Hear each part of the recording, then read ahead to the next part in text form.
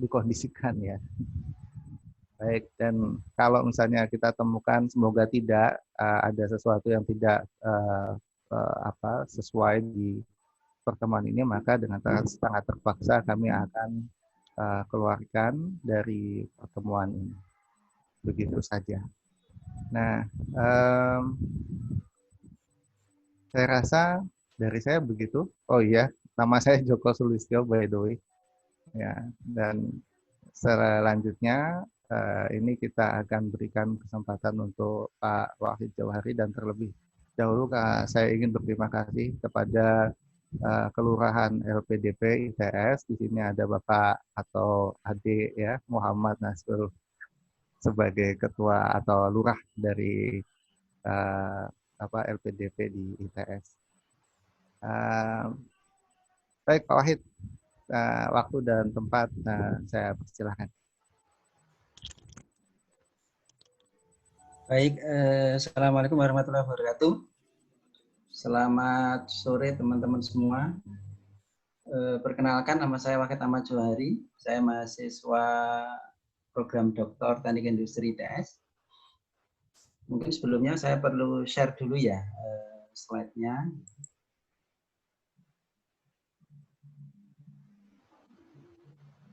Bisa share ini Pak ya ini ya? Saya bisa nge-share slide ya? Bisa Pak. Bisa. Nggak bisa itu ke partisipan Pak Joko?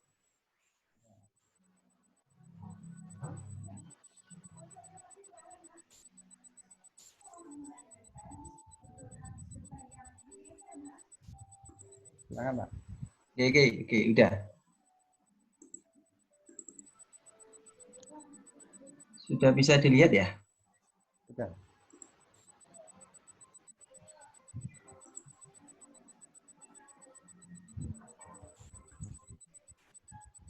Baik, tema yang akan coba saya ulas adalah strategi publikasi ilmiah di jurnal bereputasi internasional. Sebetulnya materi ini materi untuk kurang lebih 5 sesi pertemuan. Saya coba kompres dalam satu sesi dan mungkin nanti hanya beberapa slide yang akan coba saya sampaikan. Selebihnya nanti silahkan bisa Bapak Ibu baca sendiri gitu ya. Ada 4 bagian yang cukup penting yang akan saya sampaikan untuk 45 menit ke depan. Yang pertama adalah saya akan berbicara tentang peta publikasi internasional saat ini seperti apa. Kemudian termasuk nanti kedua adalah bagaimana menulis artikel ilmiah yang baik. Itu. Kemudian yang ketiga, memilih jurnal internasional yang bereputasi sebagai tempat kita mempublikasikan artikel kita. Kemudian yang keempat adalah bagaimana kita menghandle hasil review. Jadi saya pikir keempat-empatnya sangat penting untuk kita ketahui apabila kita ingin publish di jurnal internasional yang bereputasi. Oke, untuk bagian pertama adalah peta tentang publikasi internasional kita berdasarkan data Skimago JR yang saya ambil per hari ini.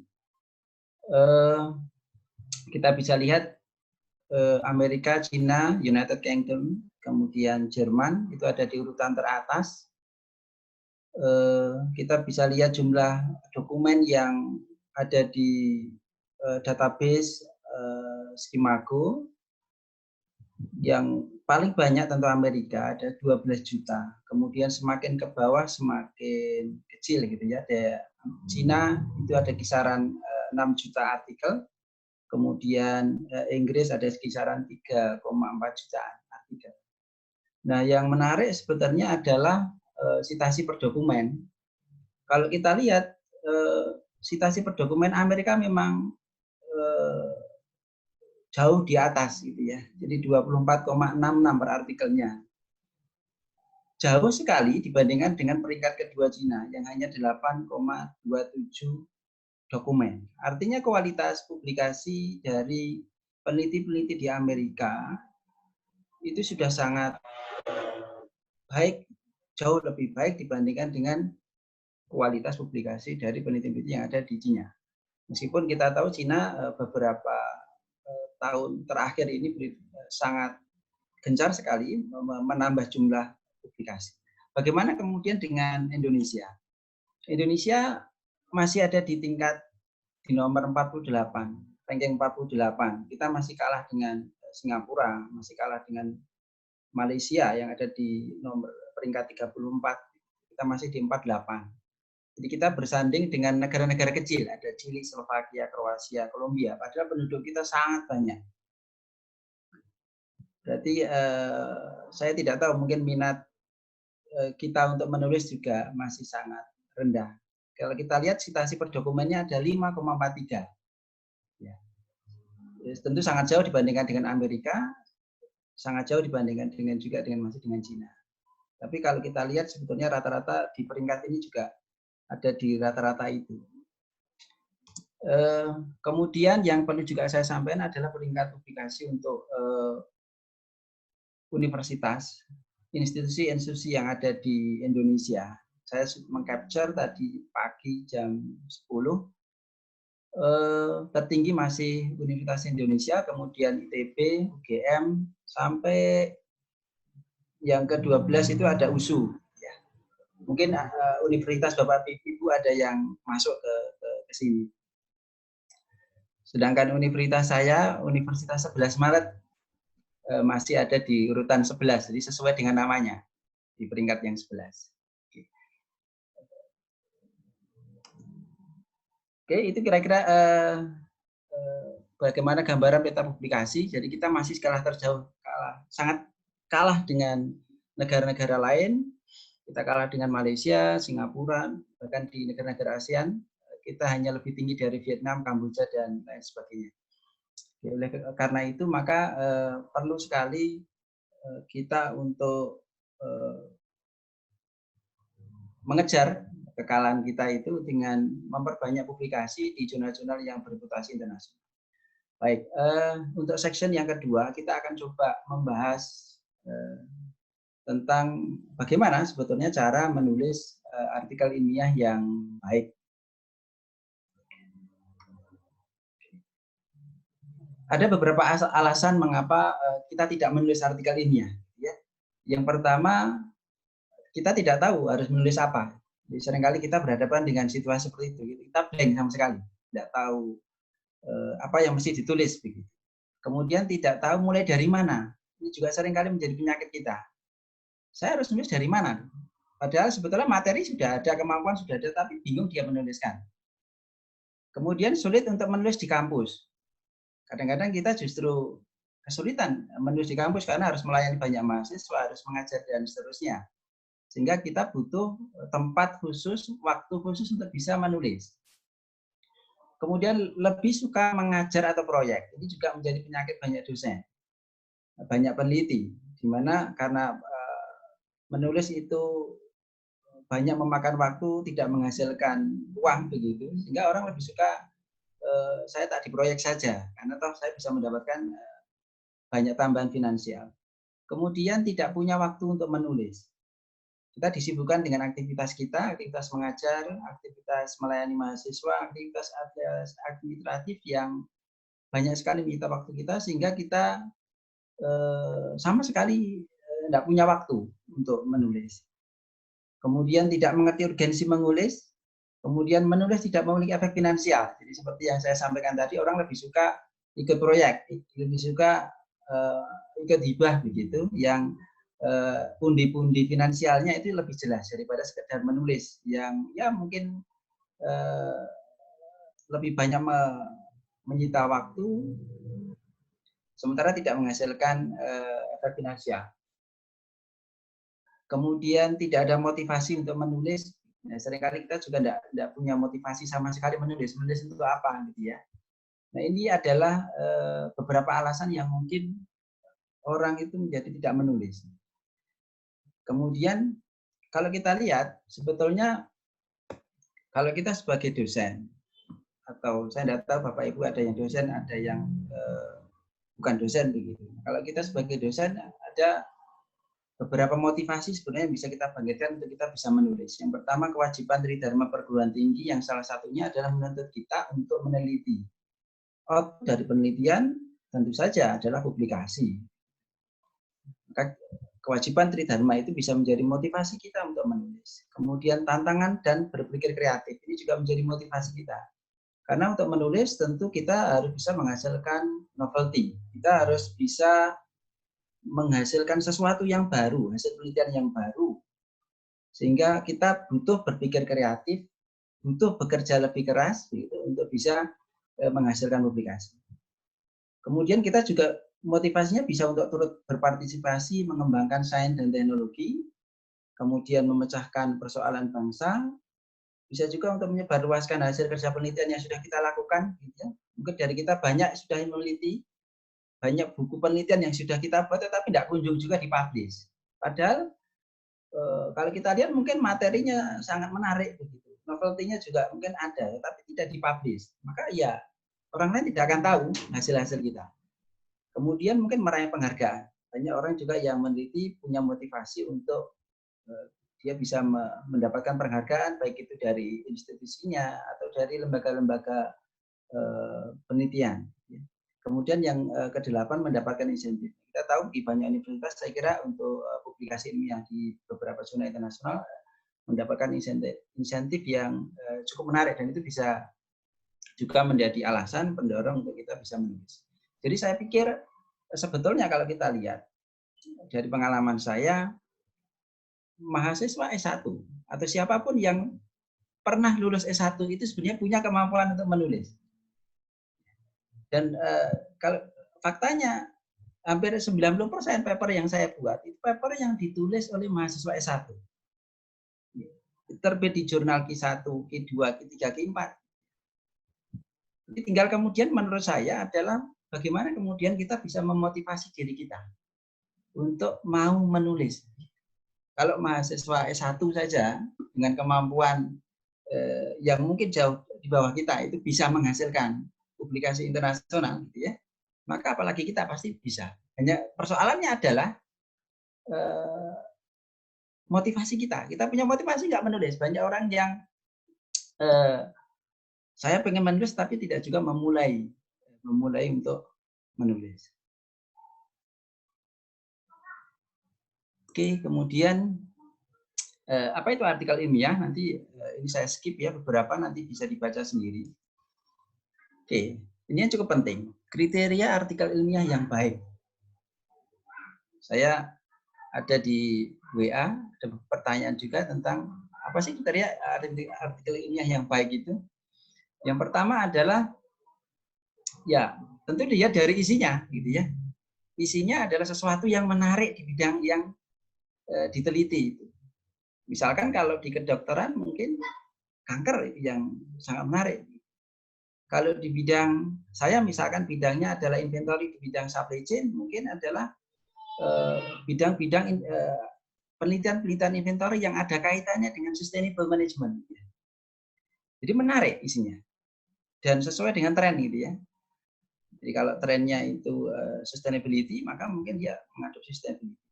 Kalau trennya berbicara tentang yang terkait dengan industri 4.0, ya itu terkait dengan industri 4.0. Jadi dari sisi isinya itu sudah menarik. Itu ciri yang pertama.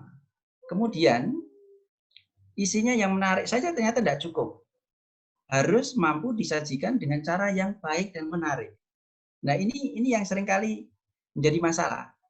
Teman-teman itu banyak yang meneliti sebetulnya, penelitiannya luar biasa bagus, gitu ya. Luar biasa bagus, novelty-nya tinggi, tetapi tidak punya kemampuan menyajikannya secara baik. Menyajikan tentu menulisnya, mempresentasikannya dalam tulisan, dalam data, dalam grafik, semenarik mungkin ya, itu yang masih sangat kurang. Oleh karena itu kita perlu satu manuskrip yang baik, yang manuskrip itu bisa menarik perhatian orang untuk membacanya. Kemudian kriteria yang ketiga adalah terdapat pesan ilmiah yang jelas, menarik dan bermanfaat. Jadi kontennya, pesan ilmiahnya itu menjadi sangat jelas, artinya novelty-nya itu jelas. menarik, dan juga memiliki manfaat bagi kehidupan kita. Jadi teman-teman yang saya kembali lagi ke kedokteran begitu ya, mungkin yang terkait dengan kalau sekarang itu ya COVID Corona ya, banyak sekali diteliti begitu. Mungkin ada juga yang meneliti bagaimana misalnya pengaruh disinfektan terhadap COVID begitu. Yang pada akhirnya ternyata kesimpulannya itu disinfektan itu tidak bisa 100% kemudian menghilangkan virusnya. Jadi ada satu pesan yang jelas. Yang biasanya pesan jelas itu nanti kita bisa baca di bagian conclusion dari paper yang ditulis. Kemudian menyampaikan pikiran penulis dengan cara yang logis, yang runtut. Jadi untuk menulis itu memang butuh satu cara agar tulisan kita itu mengalir gitu ya. Dari mulai, jadi ibarat orang mengisi air begitu. Jadi kalau kita membaca satu paper yang bagus itu kelihatan sekali seperti kita itu diisi, ada satu gelas kemudian diisi oleh air. Mulai dari abstraknya, kita sudah mulai bisa mengenal ini penelitian tentang apa. Kemudian introduction-nya sudah ada bayangan tentang motivasi penelitian, ada research question. Kemudian metodologi penelitiannya kita sudah bisa membaca langkah-langkahnya. Jadi seperti ya otak kita itu dituangkan air begitu. Jadi sangat logis, kemudian juga runtut. Oke. Kemudian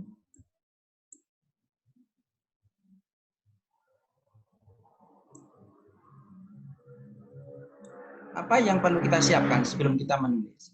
Yang pertama adalah kita harus bisa memilih jurnal yang tepat. Jurnal yang tepat. Nah, ini tidak banyak orang bisa. Tidak banyak orang bisa. Jadi perlu pengalaman ya, perlu pengalaman untuk bisa memilih jurnal yang tepat. Yang pertama kita bisa lihat dari lingkup dari jurnal yang dituju. Jadi kalau misalkan topiknya tentang healthcare, ya, maka kita bisa cari jurnal yang kira-kira topiknya tentang healthcare, ya. Tentu banyak sekali. Tetapi coba dimasukkan lagi, masuk lagi di healthcare, kemudian dilihat, oh ternyata dia berbicara tentang keuangan di healthcare, maka pasti jurnalnya akan lebih sedikit lagi, gitu ya. Terus kemudian dicari mengerucut begitu, nanti akan menemukan kira-kira jurnal yang tepat. Kemudian juga pertimbangan yang lain kita bisa lihat dari misalkan segmen pembacanya siapa. Itu kita bisa lihat ada di setiap website, di halaman website ya, dari jurnal itu ada segmen pembacanya. Sangat jelas sekali. Jadi siapa, peneliti di bidang apa begitu ya. Kemudian juga kita bisa juga lihat nanti impact factor jurnalnya. Seberapa tinggi impact dari jurnal. Jadi impact jurnal itu menunjukkan jurnal itu sering disitasi atau tidak. Nah, nanti secara detail kita akan lihat di bagian akhir dari presentasi saya tentang jurnal, cara memilih jurnal ini. Kemudian yang kedua, selain mengetahui dengan benar bagaimana memilih jurnal, itu juga kita harus paham benar tentang petunjuk penulisan jurnal. Karena setiap jurnal itu punya style yang berbeda antara satu dengan yang lain. Punya gaya selingkung yang berbeda antara satu dengan yang lain. Nah, kita harus membaca dengan baik, memahami, karena tidak semua style itu kadang cocok dengan kita. Kalau kita lihat misalkan jurnal-jurnal Emerald, itu stylenya beda dengan jurnal-jurnal misalkan In Science atau jurnal-jurnal yang ada di Springerling. Sangat beda sekali. Karena itu kita harus paham benar bagaimana stylenya. Dan kita harus paling tidak yang pertama membaca dulu petunjuk dari penulisan jurnal. Kemudian tahapan publikasi. Jadi yang pertama kita melakukan atau menentukan daftar inventaris masalah, kemudian melakukan riset, membuat manuskrip, kemudian baru menulis. Jadi menulisnya adalah tahapan akhir dari rangkaian penelitian.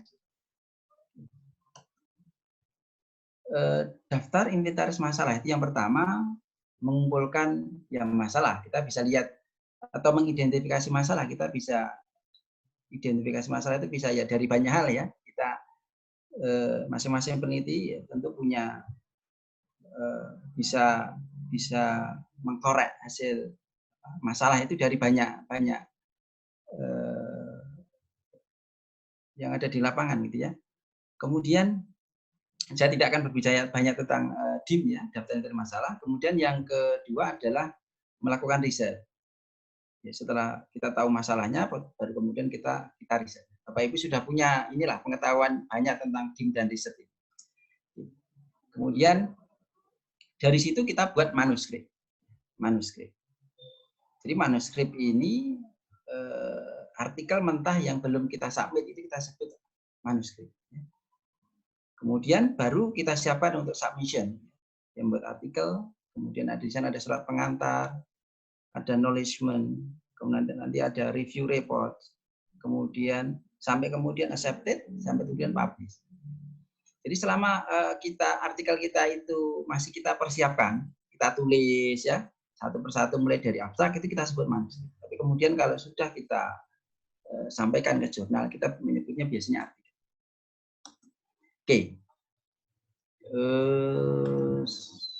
Oke. Nah, ada satu hal yang penting adalah membuat cover letter. Banyak orang mengira cover letter itu harus panjang, ya, menceritakan dengan detail tentang paper kita. Tapi tidak sebetulnya. Karena cover letter itu nanti harus dibaca oleh editor jurnal sesingkat mungkin. Sesingkat mungkin. Jadi sampaikan paper ini tentang apa? Tentang apa? Ya. Yang harus ada. Kemudian yang kedua adalah permohonan kita untuk bisa mengconsider artikel kita kepada editor. Kemudian yang ketiga adalah ada statement bahwa tidak ada konflik interest. Jadi hanya 3 hal itu saja yang perlu disampaikan. Permintaan kita mengconsider paper kita di jurnal tersebut. Kemudian paper kita ini berbicara tentang apa. Kemudian yang ketiga adalah ada statement bahwa paper kita tidak ada konflik interest atau belum disubmit ke jurnal yang lain. 3 poin ini yang harus ada di dalam cover letter. Dan cover letter umumnya itu 1 sampai 2 paragraf saja. Kemudian struktur manuskrip ilmiah. Di dalam satu manuskrip ilmiah biasanya ada beberapa bagian yang sangat penting. Yang pertama ada title, judul. Kemudian ada nama autornya, ada abstraknya, ada keywordnya. Nah, kelima bagian pertama ini, title, author, abstrak, keyword, itu harus dibuat semudah mungkin untuk dicari orang. Buat title itu seringkas mungkin, sehingga orang begitu membaca sudah paham. Kemudian author, abstrak, dan keyword. Abstrak dan atau keyword ya, keyword yang paling bawah ini juga sesuatu yang cukup penting. Karena biasanya kita mencari artikel kan dari keyword. Maka buat keyword yang jangan terlalu spesifik justru. Tapi dibuat agak umum. Tetapi juga jangan terlalu umum, jadi antara aja. Itu dibuat semudah mungkin sehingga orang mudah mencarinya untuk title, abstrak, dan keyword. Kemudian baru ke main text. Main text di sini ada imrat, ya, introduction, method, result, dan juga discussion. Kita bisa membuatnya sejelas mungkin, tetapi harus singkat. Karena biasanya orang luar itu tidak seperti kita bahasanya, ya. Bahasanya lugas. Jadi langsung to the point, tidak muter-muter seperti kita. Ya, biasanya saya kalau baca tulisan orang Indonesia itu seringnya muter-muter, pengennya sebetulnya langsung ke A tapi muter dulu ke B, ke C, ke D. Nah itu penyakit kita. Jadi buat singkat mungkin, tapi cukup jelas. Jadi pilih kata-kata yang dengan kata-kata yang ringkas saja. Jadi kalau bisa dengan N word, maka jangan menggunakan N+1 word. Kemudian baru di bagian akhir, nanti ada acknowledgement, ada referensi, dan juga material-material tambahan. Nah, yang saya kodai merah itu semuanya adalah sangat penting. Itu yang nanti coba kita telusur satu persatu. Oke. Kemudian arah cara menulis. Biasanya cara menulis itu dimulai dari sesuatu yang umum. Sesuatu yang umum, kemudian di tengah paper biasanya akan spesifik, kemudian umum lagi. Misalkan, bidang saya begitu. Saya akan berbicara tentang inventory. Inventory atau sistem persediaan pada sistem supply chain. Maka saya akan buat general dulu. Saya akan berbicara tentang supply chain dulu. Baru saya berbicara tentang agak detail lagi inventory. Gitu. Inventory, kemudian detail. Nah, pada akhirnya harus ditarik ke sesuatu yang umum. Biasanya kita bisa lihat di managerial insight. Managerial insight itu sifatnya sangat umum sekali. Karena dia harus memberikan guideline kepada seorang manajer bagaimana dia harus bertindak sesuai dengan fenomena-fenomena yang sudah dijelaskan di bagian diskusi. Jadi mulai dari yang general, kemudian mengerucut ke bagian yang spesifik, biasanya ada di method dan result, kemudian bagian discussion dan conclusion itu harus dibuat segeneral mungkin. Oke. Lanjut. Kita coba ke detail bagian dari naskah. Title. Kapan title itu dibuat? Title itu dibuat setelah semua bagian dari manuskrip ditulis. Ya, jadi setelah abstrak ditulis, setelah metodologi ada, setelah discussion-nya ditulis, semuanya ditulis, baru kita membuat title. Ya, dan title ini satu senjata untuk menarik perhatian pembaca. Jangan lupa. Dibuat title yang semenarik mungkin. Jadi, kita bisa lihat biasanya sangat terkait dengan novelty yang ada di dalam paper kita. Apa yang mau dimunculkan di paper kita? Misalkan, satu contoh ya, kalau di bidang saya, bidang inventory. Inventory yang paling menarik kalau sekarang adalah tentang carbon emission. Nah, kalau begitu, kalau carbon emission ini sesuatu yang menarik, maka sebisa mungkin ini harus ada di title. Nanti bidang Bapak Ibu beda lagi. Apa yang trennya saat ini yang menarik itu ya, dari penelitian Bapak Ibu. Nah, itu yang cantumkan di title supaya menarik pembaca. Karena itu yang nanti dicari oleh pembaca. Pembaca tidak akan mencari inventory, tidak, tetapi mungkin dia lebih suka dengan carbon emission yang menjadi tren. Kemudian sesingkat mungkin tetapi informatif dan spesifik. Ya. Dan tanpa singkatan atau akronim, kecuali yang sudah sangat dikenal. Jadi tidak terlalu panjang, ya, tidak terlalu panjang, karena kalau terlalu panjang juga pembaca menjadi justru ini ya ragu untuk membaca, karena judul saja sudah panjang gitu. Jadi kesannya bertele-tele nanti kalau judul itu terlalu panjang. Dibuat sesingkat mungkin, tetapi informatif dan spesifik.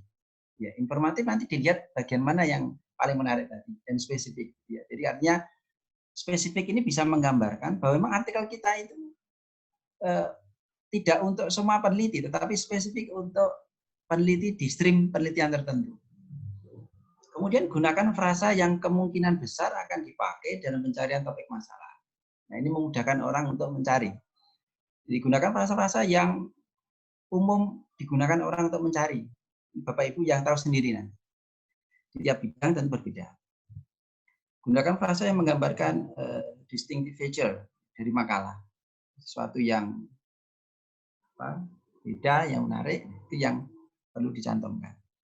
Kemudian hindari frasa yang terlalu umum. Terlalu umum. Karena kalau terlalu umum, nanti akan banyak pembaca dari area peneliti yang lain yang masuk. Padahal itu kita tidak inginkan. Yang kita inginkan adalah mereka yang meneliti di stream penelitian saya itu yang membaca. Yang membaca. Kemudian kita bisa lihat beberapa contoh yang sangat baik. Saya ambilkan dari paper-paper di bidang saya. Yang pertama, energy implication in a two-stage production system with a controllable production rate. Ini kalau orangnya streamnya sama, penelitiannya dengan Zanoni yang peneliti di sini, itu pasti orang sudah paham ini, sudah ngerti itu isinya apa gitu. Oh pasti tentang energi. Oh ini untuk sistem produksi yang 2 tingkat, kemudian ada kontrol, artinya tingkat produksinya bisa dikontrol. Artinya nanti tingkat produksi ini akan mempengaruhi tingkat energi yang dihasilkan. Jadi orang dari baca ini saja, itu orang bisa sudah paham ya, 50% atau sudah bisa menebak-nebak isinya. Kemudian contoh yang kedua, ini contoh yang berusaha menarik pembaca, yaitu dengan kalimat pertanyaan, how many times to remanufacture? Berapa kali produk itu harus diremanufaktur? Nah, berarti nanti novelty-nya pasti terkait dengan how many times to manufacture. Berapa kali harus diremanufaktur satu produk itu? Biasanya kalau kita, yang saya lihat ya, jarang sekali orang Indonesia menggunakan kalimat pertanyaan judulnya. Biasanya kalau orang Indonesia ya pakainya seperti yang artikel yang di atas itu. Ya. Walaupun ya jauh lebih menarik sebetulnya kalau kita bisa menyampaikannya dalam kalimat pertanyaan. Karena itu mewakili sebetulnya research question yang ada di artikel kita. Kemudian abstrak ya. Nah, abstrak itu paling tidak harus mencantumkan 3 hal. Yaitu masalah yang diselesaikan, metode yang dipakai, dan hasil. Hanya 3 ini yang disampaikan di abstrak. Jangan yang lain. Kadang-kadang ada yang menyampaikan di bagian awal tuh dia ada sedikit background, latar belakang. Tidak usah, langsung saja ke to the point. Paper ini bicara tentang apa, menggunakan metode apa, hasilnya seperti apa. Sampaikan secara spesifik, ringkas, dan akurat 3 hal itu yang harus ada di abstrak. Tidak usah bertele-tele dan hanya ada 1 paragraf. Ini contoh. 1 paragraf saja cukup. Ya. Dan biasanya kalau kita lihat, ya kita bisa lihat di situ ya. Jadi apa yang dipropos oleh artikel itu kelihatan sekali. Ya. Kemudian ada juga metodenya disampaikan, kemudian hasilnya paling akhir disampaikan. Jadi pasti 3 hal itu disampaikan. Dan hanya 3 hal itu yang perlu disampaikan. Kemudian jangan lupa kalau memang artikel kita cukup menarik, novelty-nya cukup tinggi, sampaikan novelty itu juga bisa diabstrak. Biasanya disampaikan dengan kalimat this paper contribute to the current literature by allowing, by accommodating apa. Sampaikan itu, karena itu juga akan memperjelas konten dari paper kita. Dan biasanya orang setelah mencari, dia akan lihat title-nya. Setelah cocok, dia akan lihat abstraknya. Abstrak itu juga menjadi guidance bagi peneliti. Jadi saya meneruskan membaca atau tidak, itu di abstrak. Ya, karena kita bisa tahu, oh ternyata ini berbicara tentang apa, di ranah apa. Stream penelitian sama dengan saya tidak, cocok dengan saya atau tidak. Kalau ternyata ini bukan sesuatu yang saya cari, ya sudah. Sehingga abstrak itu memang harus jelas, sangat jelas. Skopnya harus sangat jelas sehingga orang bisa memahami stream yang sedang dibicarakan oleh peneliti tersebut. Kemudian keyword, ya, hindari terlalu spesifik. Karena kalau terlalu spesifik, ya orang nggak akan nyari. Karena keyword kan biasanya jadi kata untuk pencarian ya. Jadi jangan terlalu spesifik. Kemudian juga jangan terlalu umum. Karena kalau terlalu umum orang bisa nyari juga. Jadi antara keduanya. Jadi bisa, ya ini masing-masing Bapak Ibu bisa tahu lah antara spesifik dengan yang umum. Kemudian dia hindari singkatan yang tidak umum di stream penelitian itu, gitu ya. Kalau sudah umum boleh saja, gitu ya. Kemudian ikuti petunjuk jurnal. Jadi biasanya kalau tiap jurnal itu dia ada satu guidance tertentu, misalkan keywordnya antara 5 sampai berapa kata.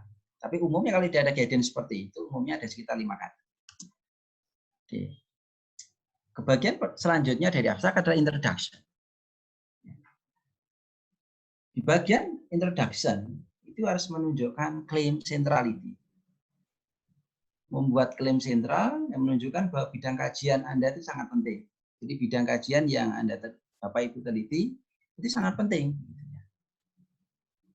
Jadi seperti saya misalkan berbicara tentang inventory, ya harus disampaikan bahwa inventory itu satu kajian yang sangat penting misalkan di supply chain management. Tentu kita harus butuh banyak pendukung referensi di sana. Kemudian yang kedua, di introduction juga ada review terhadap literatur-literatur yang terkait dengan penelitian kita. Nah, ada dua style paper. Style yang pertama adalah introduction, itu menyatu dengan literatur review. Dan yang kedua adalah introduction, itu terpisah dengan literatur review.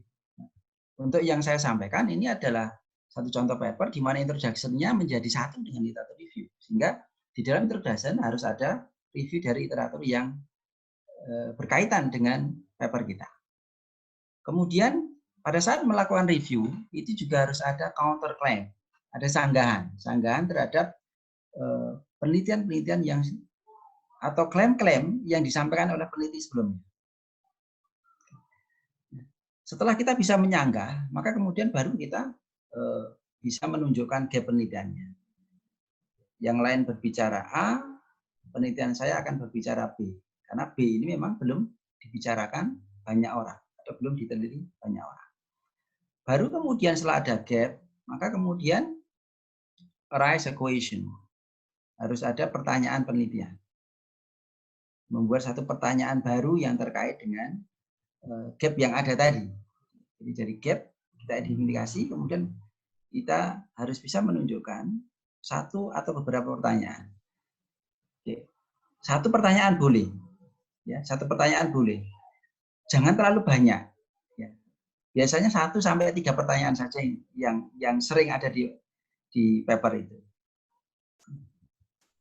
Kalau memang misalkan penelitian Bapak Ibu menggabungkan beberapa stream, boleh jadi akan ada banyak, karena sifatnya menggabungkan beberapa stream, maka akan banyak pertanyaan sebetulnya. Tetapi cantumkan maksimum ya 3 pertanyaan saja yang kira-kira paling menarik untuk dijawab.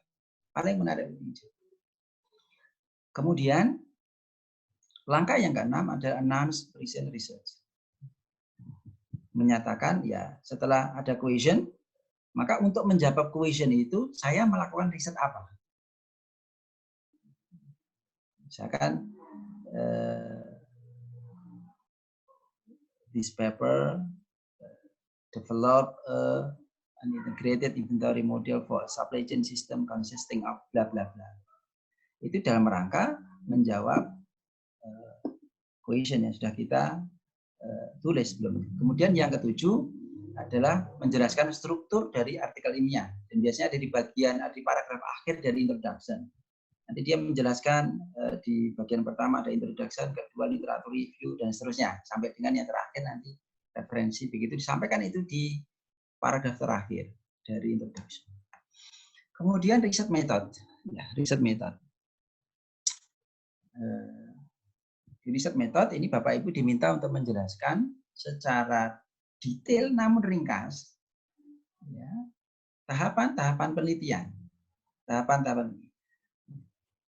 Tetapi harus diingat bahwa menjelaskannya tidak seperti menjelaskan ketika kita membuat laporan penelitian. Jadi kalau di laporan penelitian biasanya ada section 1.1, 1.2, 1.3, tidak seperti itu. Bahkan umumnya yang saya baca, terutama di penelitian yang saya tekuni, experimental method itu penjelasannya tidak poin per poin, tetapi dijelaskan dalam paragraf-paragraf. Boleh juga sebenarnya dalam poin per poin, ya. Poin 1 tentang apa, 2 apa, 3 apa. Tetapi kemudian jangan ditambahkan misalkan poin 1.1, tidak perlu. Ya, tidak perlu. Dan untuk metodologi sebaiknya disampaikan secara valid, reliable, dan yang relevan. Kemudian juga runtut. Jadi orang membaca metodologi itu pastikan pembaca itu bisa melakukan penelitian itu kalau dia membaca metodologi yang Bapak Ibu tulis. Tidak terlalu panjang, tetapi harus jelas. Kemudian selanjutnya, result and discussions. Bisa berisi tentang pengujian teori atau hasil eksperimen. Bisa pembahasan yang bisa juga pembahasan yang merupakan bagian yang menunjukkan kontribusi penelitian kita. Kemudian yang terakhir biasanya kita diminta untuk bisa menunjukkan managerial insight. Saya kira kalau menjelaskan, Bapak Ibu sudah tahu gitu ya. Tetapi yang bagian paling sulit di dalam result and discussions itu bukan menjelaskan data, itu tidak. Bagian yang paling sulit biasanya yang terkait dengan managerial insights. Ya. Managerial insight itu menjawab pertanyaan so what? Apa selanjutnya setelah fenomena-fenomena yang sudah Bapak Ibu temukan, yang sudah Bapak Ibu bahas di diskusi tadi?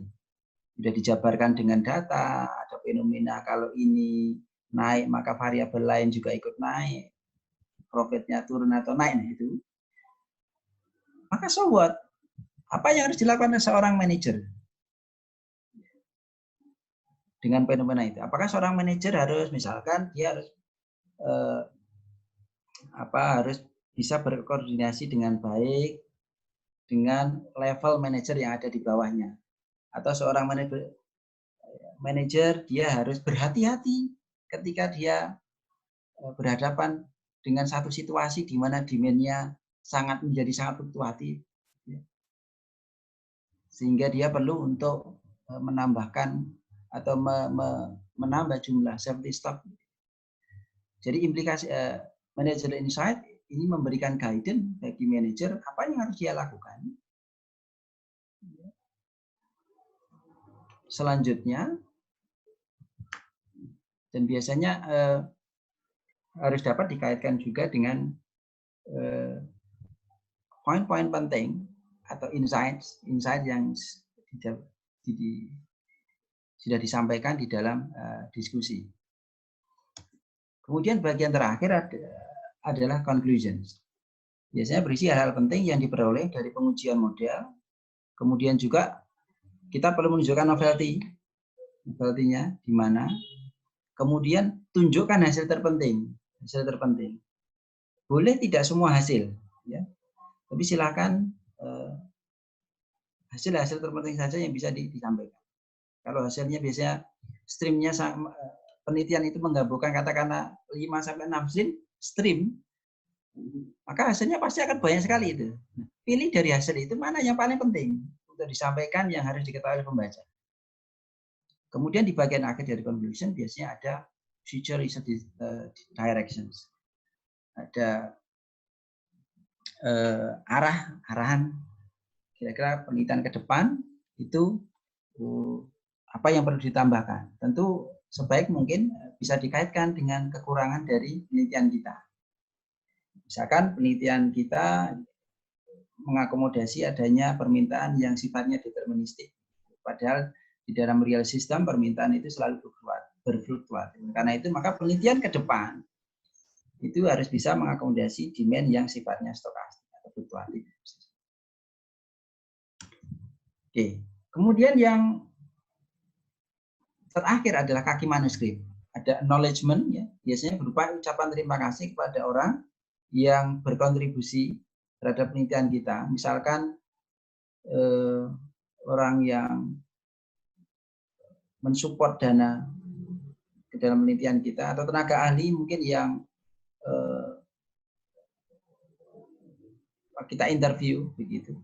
Atau orang yang membantu kita mengolah data juga bisa dituliskan di bagian acknowledgement. Kemudian referensi. Oke, referensi sebisa mungkin gunakan referensi yang kira-kira 5-10 tahun saja. Jadi jangan terlalu banyak menggunakan referensi yang tahunnya sudah sangat tua. Kemudian bagian yang paling bawah itu ada appendix, turunan rumus atau metode eksperimen yang mendukung penelitian. Saya masih punya waktu berapa menit, Pak Joko? Halo, Pak Joko. Oke, saya lanjutkan ya.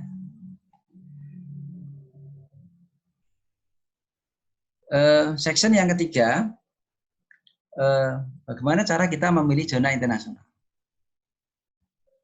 Setelah paper itu tadi kita tulis dengan kaidah-kaidah yang benar, maka memilih jurnal itu juga merupakan sesuatu yang penting. Kadang-kadang papernya bagus, tapi pilihan jurnalnya tidak tepat. Jadi saya lihat banyak teman-teman itu yang secara penulisan sudah sangat bagus, tetapi kadang-kadang dia nggak pintar milih jurnal, sehingga sembarangan jurnal yang dipilihnya. Oke. Ada beberapa panduan dalam memilih jurnal publikasi. Yang pertama adalah pilih publisher yang telah terbukti bereputasi. Ya, nanti kita bisa ada Springer, ada Emerald, gitu ya. Kita bisa ya, ada Springer, ada Emerald, ada Taylor Francis, ada Wiley, ya, ada IEEE, ada Sake, ada Cambridge, ada Oxford, dan lain-lain. Kemudian yang kedua, pilih jurnal dengan coverage yang sesuai. Coverage-nya harus sesuai.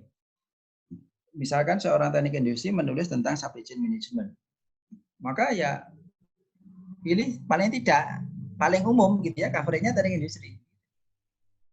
Kemudian semakin sempit coverage itu semakin baik. Ketika misalkan tema paper saya supply chain, maka ya kalau pengen sempit lagi ya cari tema-tema yang atau jurnal yang tema spesifiknya adalah supply chain. Kemudian yang ketiga, pilih setidaknya jurnal yang terindeks Scopus.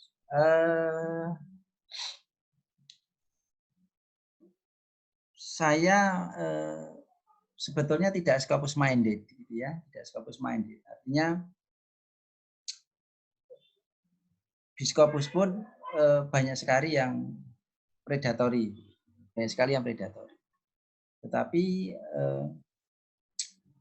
kalau kita punya ilmunya, kita sangat bisa memilih jurnal-jurnal terbaik yang ada di Scopus. Atau kita juga sangat mudah menyeleksi itu kalau kita bisa menentukan mana yang predatory dan mana yang tidak. Nanti akan kita bicarakan yang predatory. Tetapi paling tidak, karena dikti itu acuannya Scopus, kita bisa cari yang terindeks Scopus. Kalau sudah advance, maka pilih jurnal yang terindeks Web of Science, ya. Web of Science ini lebih sedikit lagi jurnalnya. Kemudian yang 4, pilih jurnal dengan rejection rate rendah. Ini saya sarankan untuk yang pertama kali menulis. Biasanya kalau di website jurnal itu ada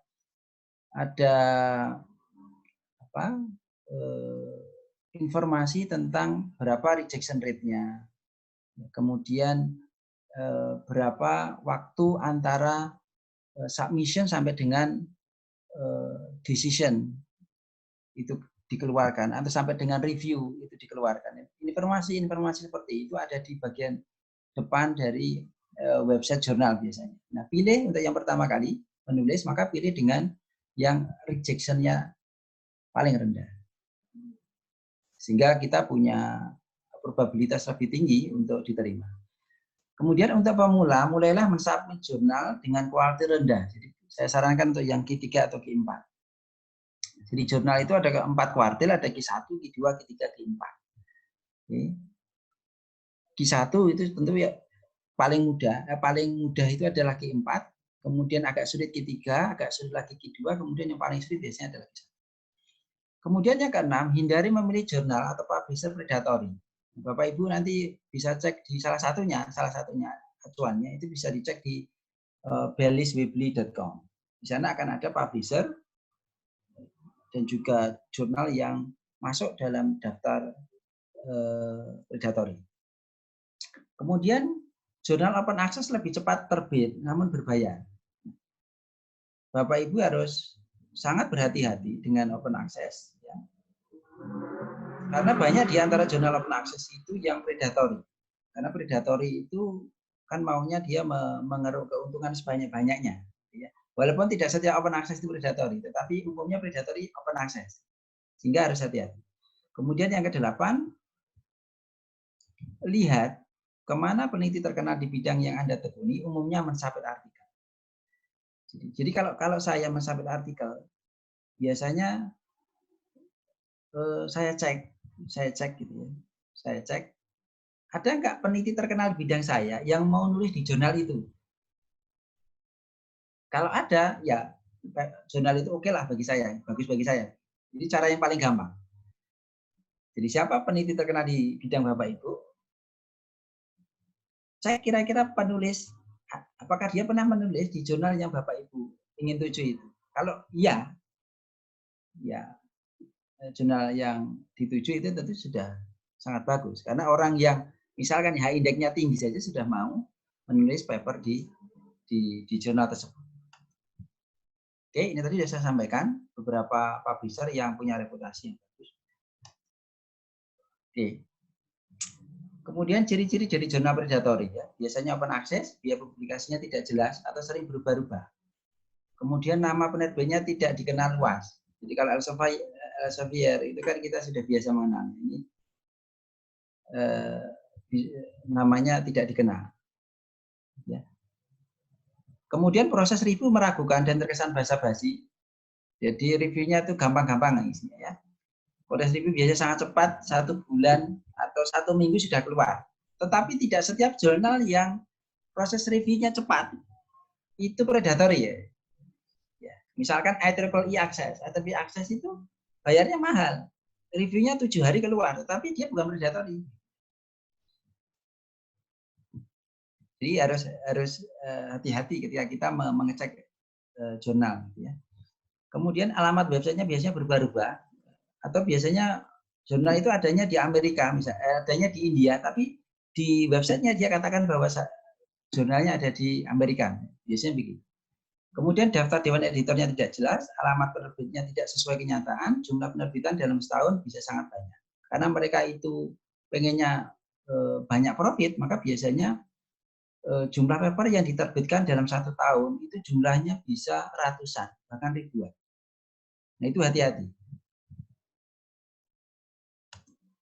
Oke, ini contoh jurnal predatory ya. Ya. Mapping Indonesian Paddy Fields using multiple temporal satellite imagery. Ya, Nanoli, Agnes Monica dan Inudara Tista. Ini pernah ada di African Journal of Agricultural Research. Ya. Oke, beberapa contoh kita bisa lihat. Dan kalau Bapak Ibu sering mengecek jurnal-jurnal di predatory itu, list yang ada di weblist tadi dicek satu persatu websitenya. Website jurnal predatory itu umumnya mirip-mirip tampilannya. Oke, kemudian yang bagian terakhir, bagaimana menghandle review. Bagaimana menghandle review. Setelah Bapak Ibu tadi memilih jurnal, ya, menyiapkan artikel, kemudian mensubmit ke jurnal itu, tentu dengan mengikuti aturan main yang ada di jurnal tersebut, maka Bapak Ibu akan mendapatkan review ketika review prosesnya sudah selesai. Jadi biasanya review itu bisa 1 hari selesai, bisa 2 hari selesai. Artinya paper Bapak Ibu di-reject gitu ya, 1-2 hari itu. Jadi kalau 1 minggu selesai, hati-hati, biasanya kabar tidak mengenakan, biasanya di-reject. Umumnya paling cepat biasanya 1 bulan. Kalau open access itu 1 bulan dia bisa keluar, 1 atau 3 bulan. Atau pernah saya juga mendapatkan hasil review itu sudah setahun baru keluar hasil review. Jadi menunggu hasil review itu adalah bagian yang paling tidak disukai oleh peneliti. Disinilah kita harus bersabar, ya, karena tidak bisa dikendalikan. Mencari review, mencari seorang reviewer itu tidak semudah kita mencari mahasiswa kita. Ya. Reviewernya banyak, tetapi belum tentu dia mau. Gitu. Belum tentu mau. Sehingga bisa variatif hasil review itu keluar, bisa 3 bulan, bisa 4 bulan, bisa 1 tahun, bahkan bisa 1,5 tahun baru keluar. Oleh karena itu Bapak Ibu harus jeli betul ketika memilih jurnal. Salah satunya yang harus dipertimbangkan adalah seberapa cepat proses review itu keluar. Nah, itu biasanya ada di website jurnal. Kalau review itu keluar maksimum, ya maksimumnya 6 bulan, maka masih masuk akal. Tapi kalau sudah 6 bulan ke atas, informasinya sudah 6 bulan ke atas, maka sangat disarankan untuk tidak mengirim ke jurnal tersebut. Oke, proses review itu seperti ini ya, ada artikel di submit, kemudian di screening. Screening nanti akan dilihat oleh chief editor apakah scope-nya masuk, ya penulisannya sudah baik, formatnya sudah baik. Kalau ini oke, maka akan masuk ke review proses yang pertama. Tetapi kalau tidak oke, misalkan scope-nya tidak masuk, maka biasanya akan rejected. Maka kalau rejected dalam ada informasi dari jurnal 1-2 hari, itu umumnya informasi ada tentang rejected. Rejection dari jurnal. Kemudian masuk ke review proses. Review proses, maka kemudian reviewer akan memberikan komen. Biasanya minimal ada 2 reviewer. Ya. Oke. Kemudian setelah ada komen dari reviewer, maka reviewer komen tadi akan diberikan ke kita. Kemudian kita akan merevisi paper kita. Oke. Setelah direvisi, maka kita harus submit lagi paper itu ke jurnal tersebut. Setelah submit, maka paper kita atau revised version dari paper kita itu akan direview lagi. Apakah dia sudah menjawab poin-poin yang sudah disampaikan oleh reviewer atau belum. Sehingga biasanya nanti ada final decision. Apakah dia rejected atau accepted. Atau bisa juga sebetulnya ada review lagi. Ya, diminta memperbaiki lagi. Itu, kalau sudah accepted, maka biasanya akan ada proof. Bapak Ibu diminta untuk menge-approve artikel versi terakhir yang Bapak Ibu submit. Kemudian setelah oke, tidak ada perubahan. Atau ada perubahan, nanti silakan bisa dimasukkan di situ, di proses proof. Nanti akan dikirim proof yang kedua. Ya. Kalau sudah oke, maka baru publish. Kemudian reviewer, harus dipahami reviewer itu tidak mungkin satu negara atau berasal dari negara yang sama dengan negara peneliti. Jadi kalau Bapak Ibu nanti ketika mensubmit diminta memasukkan nama suggested reviewer, maka jangan memasukkan dari Indonesia. Karena pasti akan ketolak. Karena reviewer itu harus dari negara yang berbeda. Oke, kemudian mengetahui bagaimana reviewer bekerja. Oke, ini salah satu contoh yang punya saya ya di Computer Industrial Engineering Journal. Jadi nanti seorang reviewer ketika dia mendapatkan invitasi dia akan bertemu dengan menu yang seperti ini. Jadi saya di sini reviewer yang ketiga. Jadi reviewernya ada 3. Di situ ada artikelnya. Kemudian ada kapan notifikasi invitation itu disampaikan ke saya. Jadi tanggal 16 Oktober ya. Kemudian kapan saya agree untuk mereview? Tanggal 17 Oktober. Kemudian kapan saya menyelesaikan review? Itu tanggal 16. Jadi Oktober tanggal 17, review itu selesai 16 Desember tahun 2007. Jadi kurang lebih waktunya 1 bulan. Ya. Nanti kalau lihat di jurnal yang lain atau di paper yang lain di Computer Industrial Engineering yang saya review, itu saya bisa mereview mungkin dalam 2 bulan. Boleh jadi juga dalam 2 minggu. Jadi tidak sama begitu. Nah, ini yang seringkali peneliti tidak tahu gitu ya. Jadi harus paham. Jadi seperti seorang reviewer seperti saya saja, itu saja mereviewnya waktunya butuh waktu berbeda-beda. Ada yang saya 3 bulan menyampaikan review. Ada yang 2 bulan, ada yang kadang-kadang cuma 2 minggu.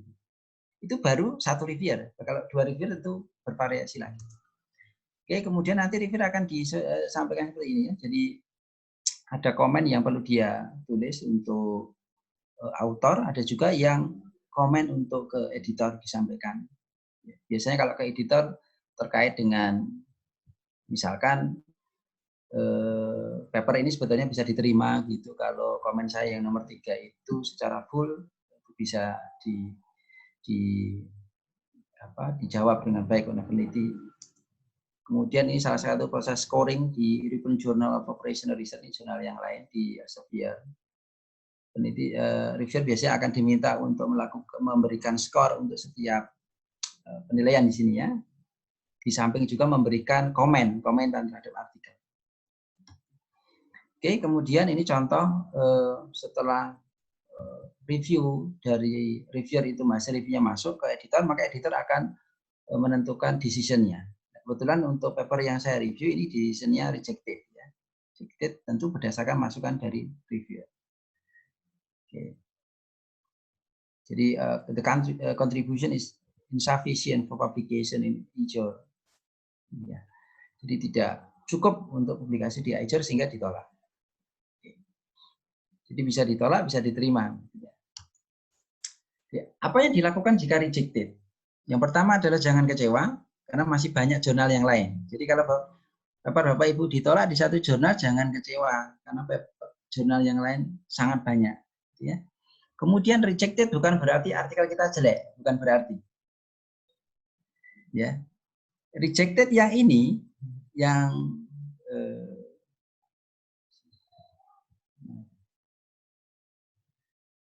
paper yang saya review yang ini, sebetulnya papernya sangat bagus sekali, novelnya luar biasa tinggi, ya. Tetapi ada perhitungan yang salah, sehingga dia harus di-reject. Ada 1-2 kalau dia salah perhitungan yang salah, sehingga dia harus di-reject. Jadi sebetulnya dari segi novelty sudah bagus, presentasi bagus, hanya ada 1-2 kesalahan dalam kalkulasinya sehingga dia di-reject. Jadi belum tentu di-reject itu artinya jelek. Kemudian pelajari dengan teliti apa komentar reviewer. Mulailah merevisi artikel sesuai komentar reviewer. Jadi meskipun rejected, Bapak Ibu pengen kemudian mensubmit paper Bapak Ibu ke jurnal yang lain, maka mohon untuk bisa merevisi artikel itu. Karena begini, banyak kejadian ketika dia rejected di satu jurnal, ya, rejected di satu jurnal, kemudian Bapak Ibu langsung mengirim atau mensubmit paper Bapak Ibu ke jurnal lain, Bapak Ibu bisa berhadapan dengan reviewer yang sama.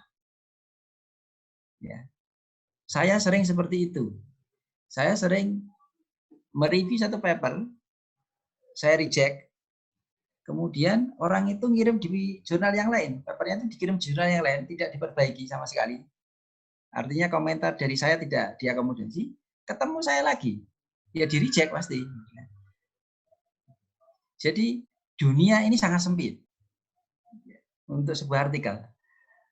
Bapak Ibu bisa ketemu reviewer yang sama di jurnal yang berbeda. Karena boleh jadi peneliti di stream Bapak Ibu itu jumlahnya nggak banyak. Sehingga kemungkinan ketemu reviewer yang sama itu sangat besar. Probabilitasnya sangat besar. Oke. Kemudian jangan berpikir untuk mensubmit paper ke jurnal lain dengan tanpa melakukan revisi. Kalau seandainya rejected, jadi perlu direvisi sesuai dengan masukan. Kemudian bagaimana merevisi? Tulis bagian yang direvisi di dalam paper itu dengan warna lain, yaitu warna biru atau merah, untuk memudahkan reviewer nanti melihat. Tentu ini kalau kasusnya adalah paper kita, keputusan yang diberikan oleh editor itu adalah major revision atau minor revision. Kalau rejected kemudian Bapak Ibu pengen mensubmit ke jurnal lain, Bapak Ibu tidak perlu menulis revisi dengan warna yang lain. Ya. Ini khusus untuk yang tetap di jurnal tadi. Kemudian siapkan respon terhadap komentar reviewer dalam lembar terpisah. Itu untuk setiap komentar reviewer itu ada direspon. Jadi ada pertanyaan, ada jawaban. Pertanyaan, jawaban. Kemudian revisilah artikel mulai dari yang paling mudah. Merevisi itu pekerjaan yang 2 kali lebih berat daripada menulis. Kenapa? Bapak Ibu sudah capek menulis banyak, meluangkan waktu banyak, berpikir keras. tiba-tiba disuruh merevisi. Rasanya mangkal luar biasa. Makanya berat. Oleh karena itu supaya gampang, mulai dari yang paling simpel. Mulai dari merevisi bagian yang paling mudah. Jika ada masalah dengan bahasa, ada grammatical error, rephrasing, rewriting, maka mintalah ahli bahasa untuk proofread. Atau kalau perlu gunakan software proofread ya, Dinger, ada Grammarly, ya, atau provider-provider yang lain. Saya pernah 2 kali menggunakan provider. Itu untuk kasus jika ada masalah dengan bahasa. Jika kontribusi novel tidak jelas, bukan tidak ada ya, tapi kalau kontribusinya tidak jelas berarti kan hanya perlu memperjelas. Maka yang paling gampang adalah Bapak Ibu gunakan kalimat penegas. The above mentioned paper shows that bla bla bla. Misalkan penelitian tentang ini has been extensively studied, but none has investigated bla bla bla. Jadi yang lain itu sudah melakukan investigasi terhadap faktor A, B, C, D, tetapi belum ada yang melakukan investigasi terhadap faktor B, C, D. Gitu. Sampaikan itu supaya jelas. Atau sampaikan dengan bahasa misalkan this paper contribute to the current literature by allowing the inclusion of. Itu juga sangat jelas sekali. Kemudian untuk memperjelas, kita bisa menggunakan tabel untuk memperlihatkan beda penelitian kita dengan penelitian yang lain. Misalkan ada 16 faktor yang diteliti gitu ya. Mana dari faktor 16 ini yang diteliti oleh kita dan mana yang diteliti oleh yang lain? Kasih centang. Oh, yang diteliti oleh peneliti A, centang mana dari 16 itu? Yang diteliti oleh kita, kasih centangnya. Dan itu akan memperjelas perbedaan paper kita dengan paper yang sudah ada. Kemudian berikan kritikan pada paper yang disitasi. Ini juga memberikan peluang untuk menegaskan kekurangan paper yang sudah ada. Jadi mengkritik itu memberikan memberikan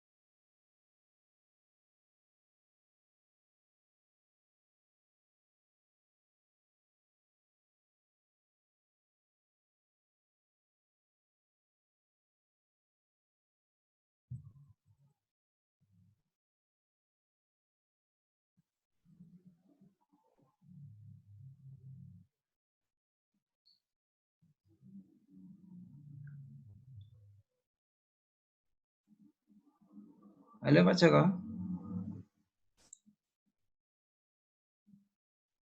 Gimana Pak Wahid? Sudah? Masih ada waktu? Tadi bagian keempat diselesaikan aja Pak. Oh ya, ini masih disable screen sharing. Belum bisa sharing. Oh, belum bisa sharing. Nah.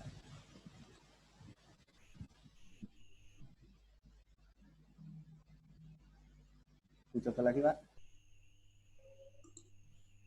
Oke, udah.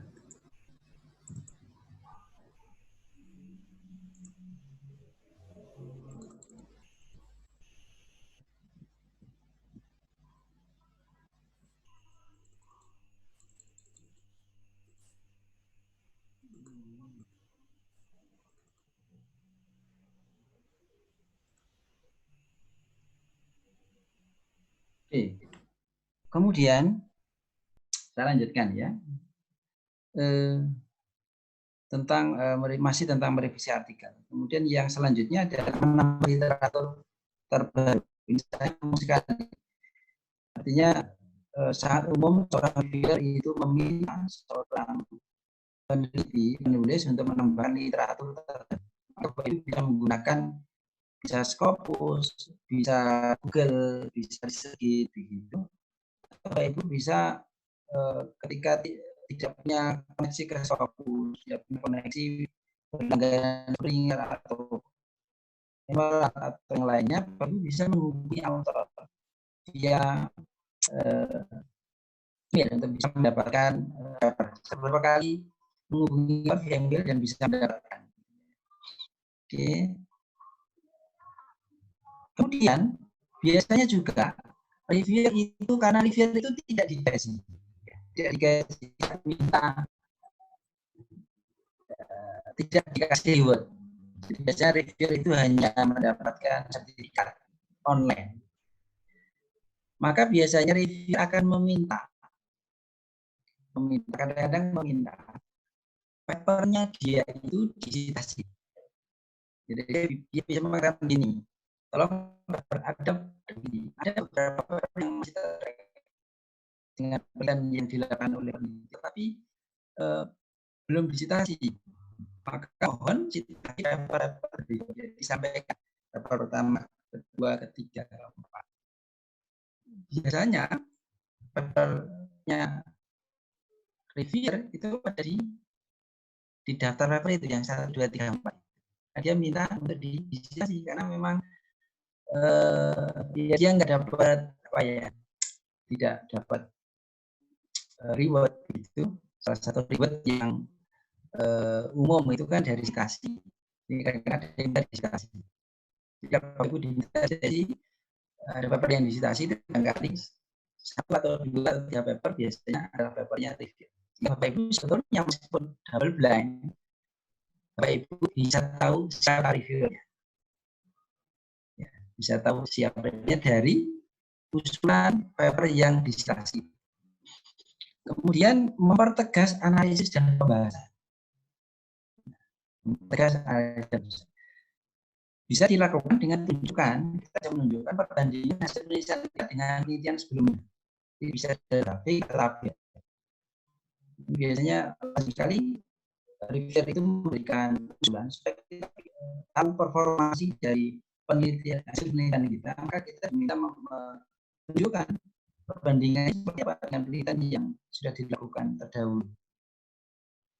Kemudian kesimpulan ini tunjukkan hasil yang menarik. Kemudian pertegas kontribusi peneliti. Itu yang barangkali yang poin-poin yang sangat lazim diminta untuk merevisi. Jadi saya di masalah yang paling sering itu adalah saya apa yang diminta perbaikan untuk memperbaiki mungkin kontribusinya nggak jelas, risetnya nggak jelas, kemudian motivasi yang jelas itu juga biasanya diminta untuk diperbaiki. Kemudian literatur juga biasanya begitu, kemudian analisisnya tidak jelas, kurang komprehensif, dan kesimpulan yang umum yang biasanya diminta oleh reviewer untuk memperbaiki. Walaupun itu masih hanya suggestion dari reviewer yang sifatnya jadi yang saya sampaikan. Baik, mungkin itu yang saya sampaikan. Monggo kalau ada pertanyaan yang terkait dengan apa yang sudah saya presentasikan. Waktu selanjutnya kami kembalikan ke Pak Joko. Monggo Pak Joko. Baik, terima kasih Pak Wahid. Untuk sesi pertama ini kita sudah lampaui, alhamdulillah. Memang susah ya memutus satu semester materi ke dalam beberapa menit pertemuan. Baik, saya persilahkan kepada rekan-rekan sekalian untuk bertanya, tapi sebelumnya raise hand dulu supaya kami bisa tentukan mana yang akan mengajukan pertanyaan. Silahkan, saya tunggu raise hand-nya.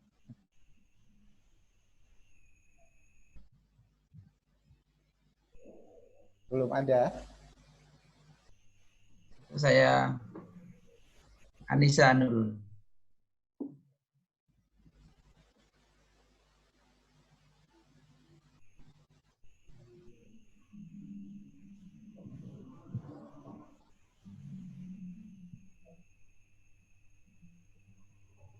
Oke,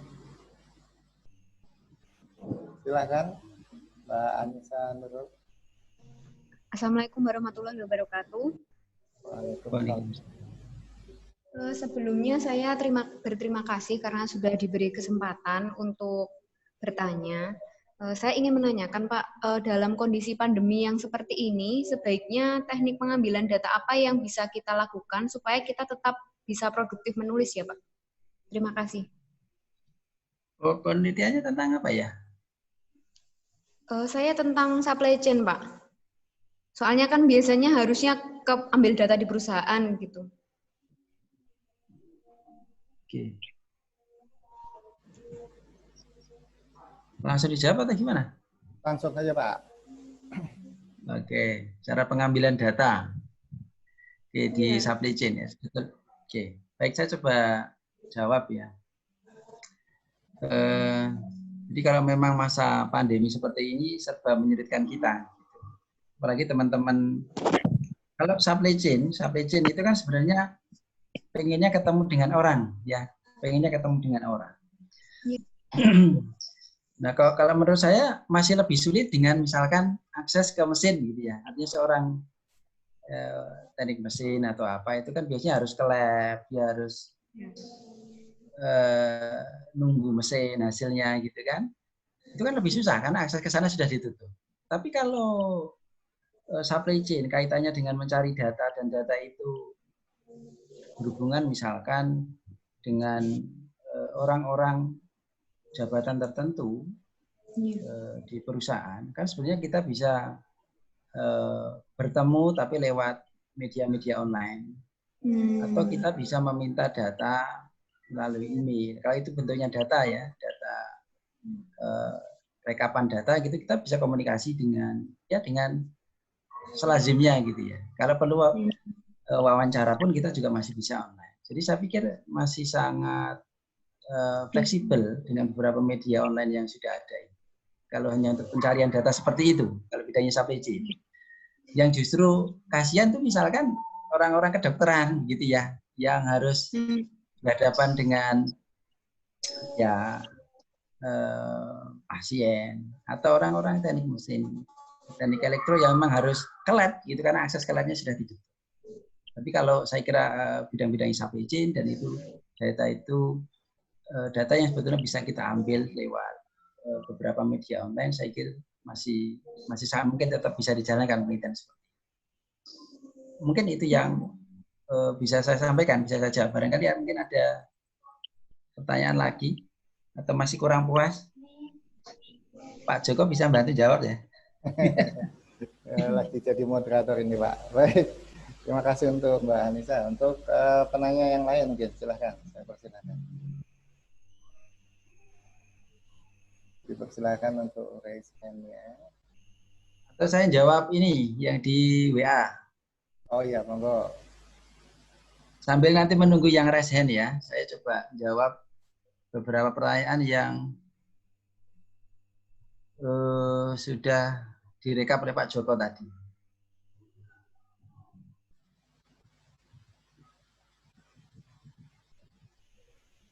Kemudian yang pertama ya, bagaimana tips dalam membuat karya ilmiah untuk disubmit ke jurnal internasional yang mudah dipahami oleh pembaca. Tadi saya sudah sampaikan di awal beberapa trik. Jadi untuk setiap bagian-bagian apa yang harus ada, bagaimana caranya. Kemudian ditanya termasuk pemilihan kata dan kalimatnya. Ya, termasuk pemilihan kata dan kalimatnya. Baik, Bapak Ibu kalau baca papernya orang Amerika itu bahasanya bagus sekali. Bapak Ibu tidak perlu gumun karena memang itu bahasa mereka gitu ya, bahasa mereka. Jadi sebetulnya dengan kemampuan bahasa orang Indonesia yang terbatas, yang tidak sebagus dengan orang Amerika itu, banyak paper-paper kita yang sebetulnya bisa masuk ke jurnal-jurnal kisah. Jadi nanti begini, maksud saya begini. Jangan takut tentang bahasa, kendala bahasa. Jangan takut tentang bahasa saja dan seterusnya. Ya. Itu nanti akan clear, akan hilang ketika Bapak itu lazim menulis. Ya, lazim menulis. Ketika sudah lazim menulis, Bapak Ibu banyak membaca, ya, Bapak Ibu bisa melihat gaya orang menulis. Nanti akan menjadi kelaziman Bapak Ibu menulis dengan gaya-gaya mereka. Jadi menurut saya yang pertama jangan ke situ dulu, tetapi mulailah menulis dulu sebisanya. Nanti begitu menulis pertama jelek itu pasti. Menulis kedua pasti sudah agak bagus, ketiga agak bagus, keempat mungkin sudah bagus, kelima tambah bagus lagi. Jadi semakin banyak menulis, otomatis semakin banyak membaca, kan gitu. Dan otomatis nanti juga akan memperbaiki ini cara kita menulis, gaya kita menulis. Jadi tidak usah takut tentang bahasa dan yang lainnya. Oke, Pak Wahid, kemudian ini ada yang ingin bertanya dari Arvinda Setio Utami, silahkan. ya. Iya Pak, Assalamualaikum Pak, selamat sore. Saya ingin bertanya Pak, ini mengenai referensi. Referensi, ini harus pakai video ya Pak, by the way? Oh, enggak harus. Enggak. Iya Pak, belum mandi Pak soalnya. Iya, jadi ya saya mau mengenai referensi. Itu kan kemarin saya waktu cari-cari referensi untuk penulisan jurnal itu ada yang dia itu baru submitted. Atau saya pernah nemu juga paper yang masih belum peer review kayak gitu, tapi sudah ada, nggak tahu, saya nggak ngerti kalau seperti itu seperti apa, pokoknya sudah ada di internet gitu ya. Cuman dia statusnya masih belum terpublish berarti. Karena itu apakah boleh kita mereferensi paper seperti itu? Kalau misalkan boleh atau tidak, batasannya kita boleh mereferensi paper-paper yang seperti apa? Apakah memang harus sudah dipublikasi atau bagaimana Pak? Terima kasih. Oke. Saya sebetulnya kalau saya bisa tahu detail papernya itu, mungkin saya bisa cek ininya statusnya. Jadi status paper itu menjadi sangat penting. Ada paper yang belum publish, tetapi dia sudah accepted. Ya. Dia belum publish, tapi sudah accepted. Itu sudah ada di websitenya. Itu kita bisa citasi. Oke. Sekarang kalau begini, kalau paper yang belum saya submit, belum disubmit. Kalau yang accepted jelas pasti sudah disubmit. Ya. Ini belum disubmit, tapi sudah paper. Nah ini kita sebut sebagai working paper. Working paper boleh saja disitasi, tetapi harus ada kata-kata working paper. Boleh ya. Ada kata-kata working paper supaya jelas statusnya. Gitu ya. Jadi meskipun belum publish, kita bisa mensitasinya, tetapi status paper itu harus jelas dijelaskan di referensi. Apakah itu kalau publish sudah ada volumenya, tapi kalau accepted kan berarti in press, begitu. Nah itu kan status paper. Kalau belum disubmit berarti working paper namanya. Jadi tidak masalah, sepanjang autornya jelas, judulnya jelas, gitu ya. Kemudian statusnya jelas. Oke, itu barangkali yang lain. Baik, ini lagi dari Muhammad Toha. Silakan Pak.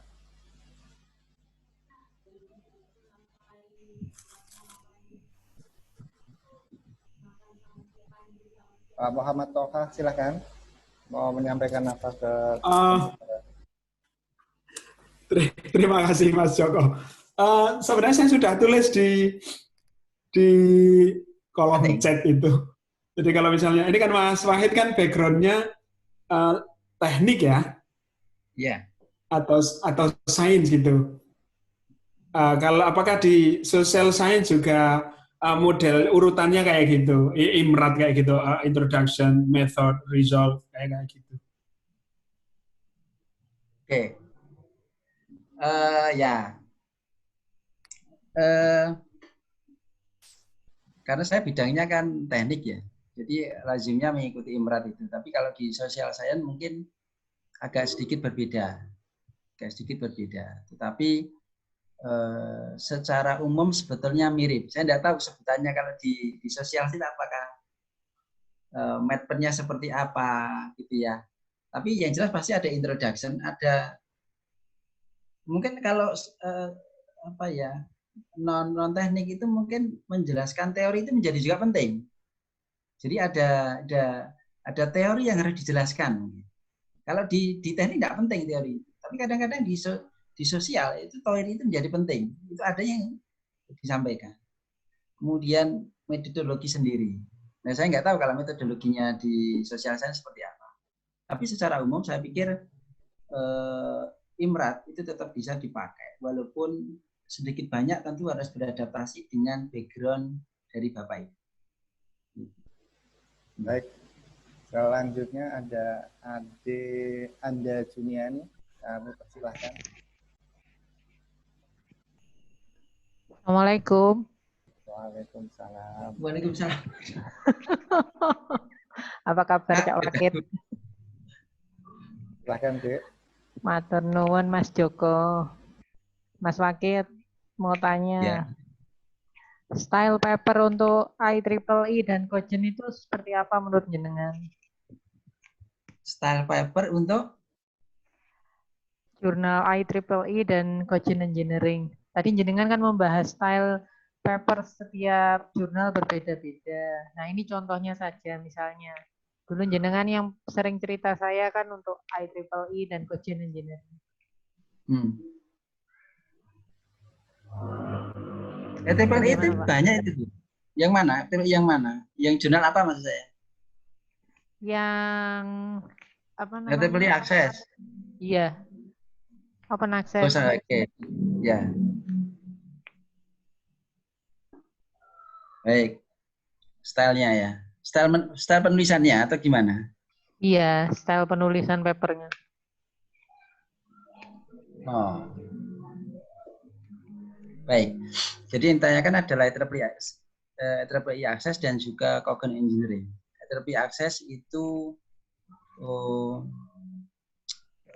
jurnal punyanya IEEE untuk memfasilitasi mereka-mereka yang gemar mempublish di open access. Biasanya waktu reviewnya itu cuma 7 hari. Ya, 7 hari. Saya kasih sebentar ya. Saya tunjukkan 7 hari. Bapak Ibu bisa dapatkan hasil reviewnya. Saya akan tunjukkan sebentar. Bisa lihat ya? Bisa, Pak.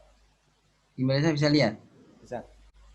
Ya, oke. Ini contoh IEEE Access. Ya, lihat.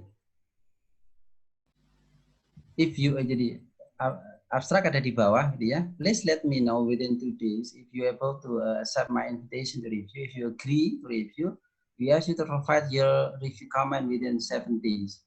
Jadi hanya butuh waktu 7 hari untuk mereview. Artinya mungkin dalam 8 atau 9 hari mestinya peneliti akan mendapatkan hasil reviewnya. Kemudian Cogen. Cogen juga open access. Jadi dia satu sistem open access yang di-generate oleh Taylor Francis. Ya. Yang topiknya juga bermacam-macam. Jadi kalau di IEEE Access itu mau manajemen bisa masuk, teknik bisa masuk, gitu ya. Jadi multikultur gitu ya. Multikultur. Kalau Cogen juga sama, multikultur. Yang teknik bisa masuk, nanti ada Cogen matematik, ada Cogen yang macam-macam, ya. Sama. Itu cuman waktu reviewnya itu agak lebih panjang, biasanya sekitar 3 bulan.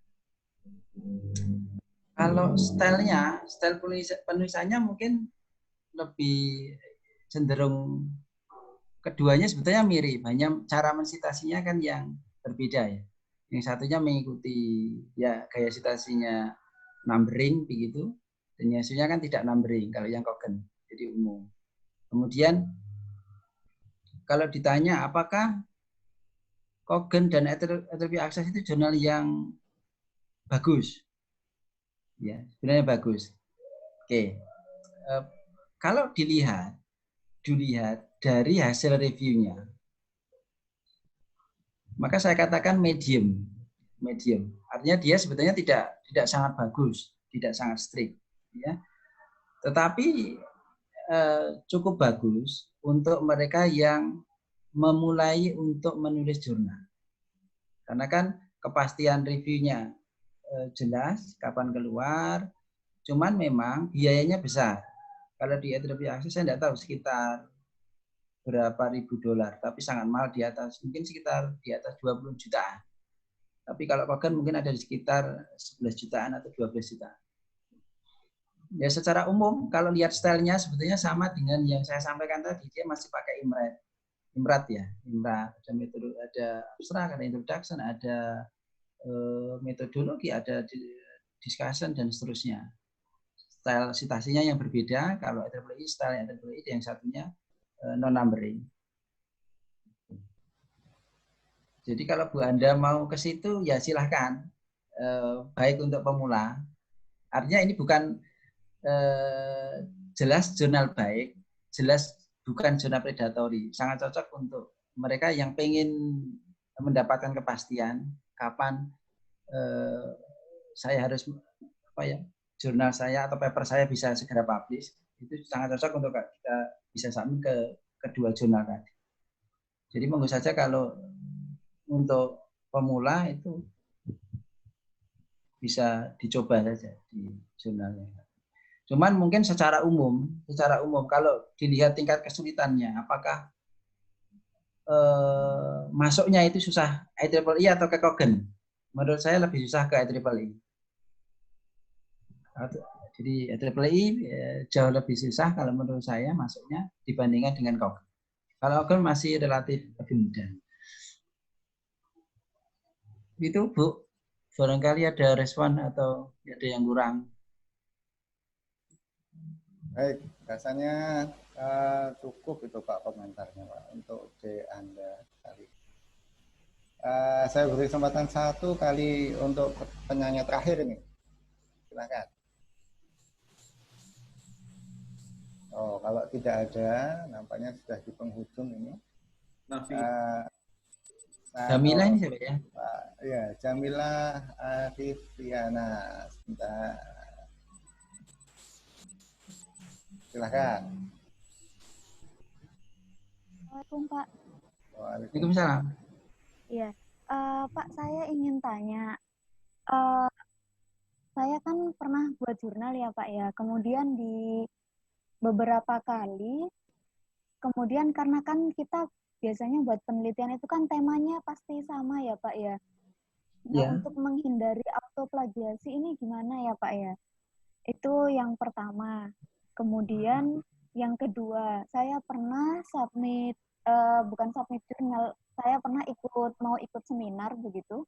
Kemudian dicek plagiasinya itu tinggi. Kemudian si panitia ini menyarankan untuk coba Bu metodenya dikasih kalimat kalau metode ini diadopsi dari penelitiannya siapa gitu. Saya nggak tahu ternyata kalau saya ngikuti arahan dari panitia tersebut, saya nggak tahu mungkin karena nanti ketika plagiasi bagian metodenya mungkin nggak dicek plagiasi ya Pak. Kalau misalkan mencantumkan nama peneliti yang kita adopsi itu metodenya itu bagaimana ya Pak ya? Sudah? Sudah. Oke. Jadi tadi yang pertama punya banyak penelitian gitu. Bukan punya banyak sih Pak. Jadi tipsnya kita untuk menghindari autoplagiasi. Jadi autoplagiasi. Oke.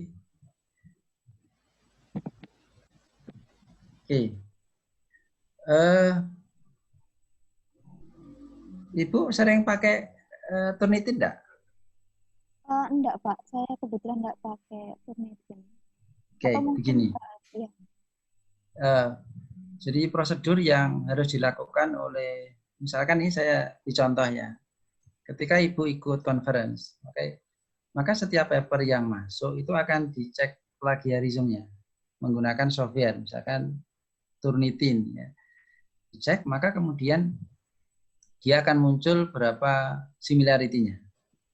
Ya, similarity, kemiripannya.